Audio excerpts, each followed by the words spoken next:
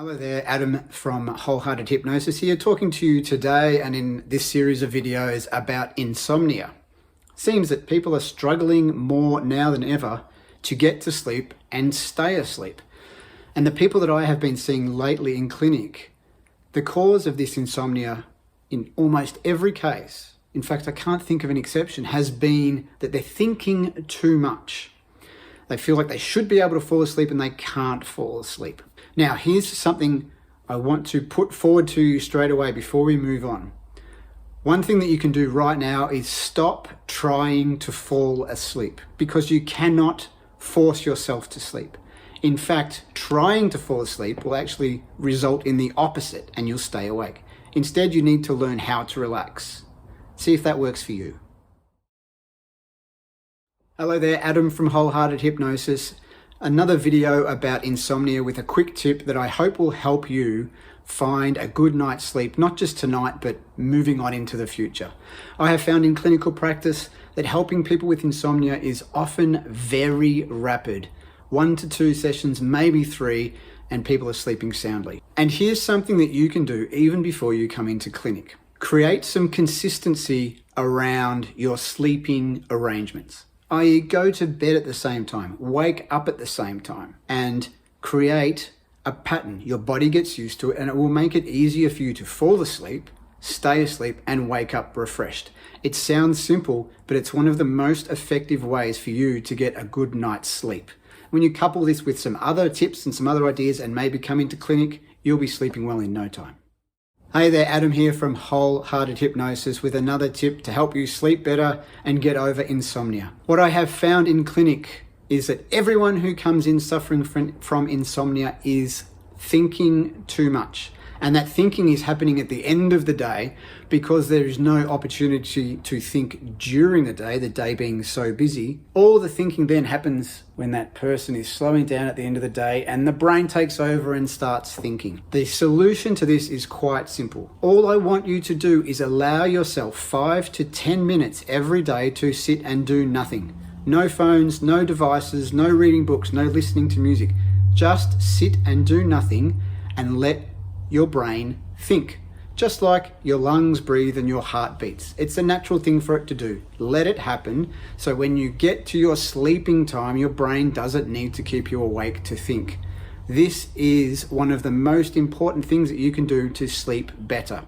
Hey there, Adam from Wholehearted Hypnosis with another insomnia tip. And of course, I don't want you to have insomnia. I want you to get past insomnia and sleep well, sleep soundly, be refreshed when you wake up. A lot of what happens with insomnia is just too much going on up here. Too much thinking, too much cognition, too much worry, and it just all adds up, and that all comes out at night time when it's very, very quiet.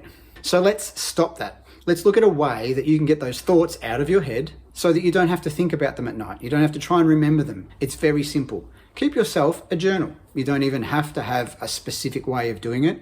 Just write down your thoughts at the end of the day before you get into bed, maybe before you start getting ready to get into bed. So all of those thoughts are out of your head. You can write it all down, write it all down, write it all down. You don't have to worry about it anymore. It's all stored there for later on. You can refer back to it if you want to.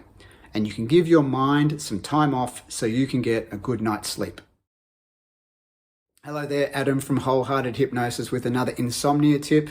I want you to be able to sleep well every night so you can wake up refreshed the next morning and do what you want to do during the day so you can achieve whatever it is that you want to achieve in your life. Now, I often have people say, well, I can't sleep, but every time I see something about the army, there are soldiers just sleeping anywhere. They can seem to be able to fall asleep anywhere. Why is that? Well, I have a friend who's in the army and I asked this question and he said, well, if you pack march with 40 kilos on your back for 8 hours of the day and you have to do a whole heap of other stuff and you've only slept 4 hours the night before and maybe 4 hours the night before that, you're so tired you can sleep anywhere.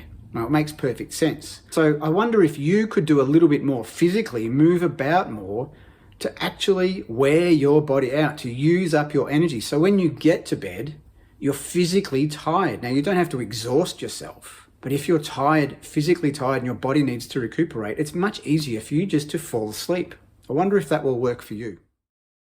Hello, Adam Stanecki from Wholehearted Hypnosis. Another video about insomnia, how you can move past that, and sleep well every night so you can wake up in the morning with energy so you can do whatever it is you're good at and you enjoy. There's one thing that is always true about falling asleep, and that one thing is relaxation. There's no way that you can fall asleep without relaxation. Even if you're exhausted, there's a period where your body just relaxes, everything slows down, and then you fall asleep.